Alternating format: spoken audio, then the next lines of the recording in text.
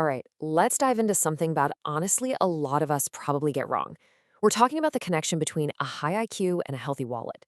We're going to bust a big and, frankly, pretty expensive myth today about what it actually takes to build real wealth. So let me just ask you right out of the gate, do you really believe you need some kind of stratospheric IQ to get rich? I mean, this idea that you have to be a certified genius to build lasting wealth, it's powerful and it's really baked into our culture, isn't it? Yeah, let's just give it a name, the genius delusion. It's this whole belief that financial wizards are just born different, like they have some innate superpower for markets. But here's the kicker we're about to explore. Not only is that totally wrong, but being too smart can sometimes be your biggest obstacle. Okay, so that brings us to our first big question. Let's dig into exactly why highly intelligent people so often stumble with their finances. It sounds kind of backwards, I know, but it's a fascinating and, well, a very real thing. So, the first major trap? Plain old overconfidence. Look, if you're used to being the smartest person in the room your whole life, it's just so easy to assume that your intelligence will just naturally translate to success in the stock market. And well, that's where people start taking these massive, unnecessary risks, believing they're just too smart to possibly lose. And then you've got the complete flip side of that coin, analysis paralysis. A brilliant mind can see a problem from like a dozen different angles, weighing every single pro and con. But you know what happens in finance? That often leads to total inaction. You do nothing. While you're busy overthinking every single possibility, that golden opportunity has already sailed on by. All right, trap number 3 is a sneaky one. It's called complexity bias. This is that little voice in our head, that subconscious belief that a more complex solution has to be a better one.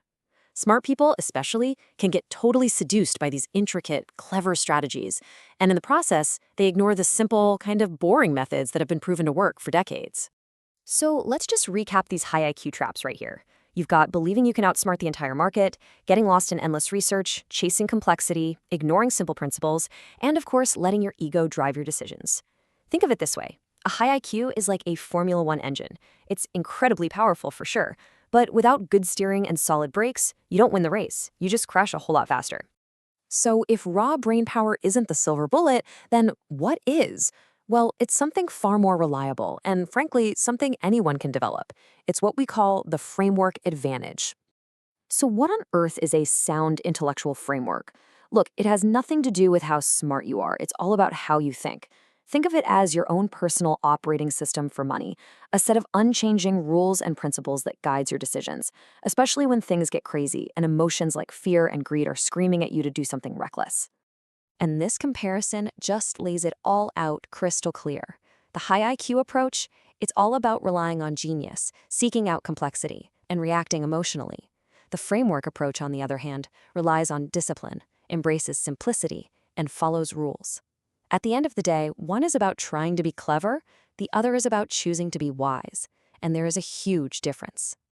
Okay, I know what you might be thinking. This all sounds great in theory, but how do I actually do it?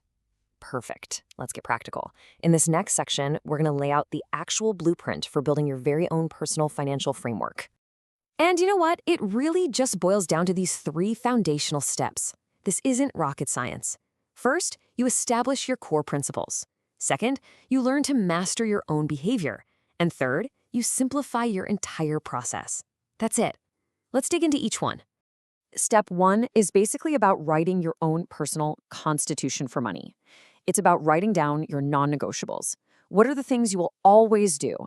And maybe even more important, what are the things you will never do? For instance, a principle might be, I will never sell stocks in a panic, or I will always invest a set percentage of my income no matter what. These become your anchors in the storm. Now, step 2, this one's probably the hardest, but it's also the most critical. You have to realize that the market isn't what's going to destroy your returns. Your own emotional reactions will. Mastering your behavior means recognizing when fear or greed or impatience is trying to grab the steering wheel. And then you have to rely on your framework, your rules, not your feelings, to make those big decisions. And the third step is to simplify. Seriously, forget all the complex, fancy strategies.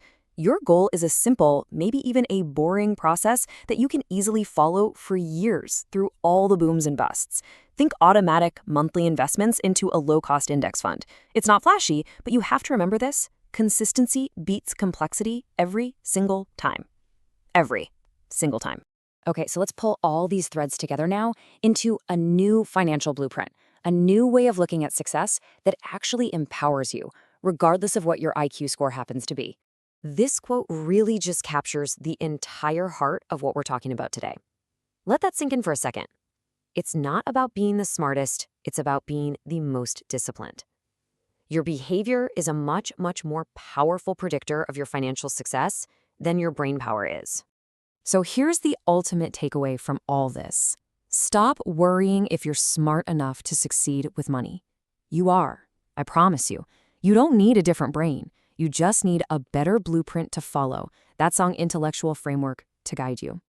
And so I'll leave you with a final question to really get you started.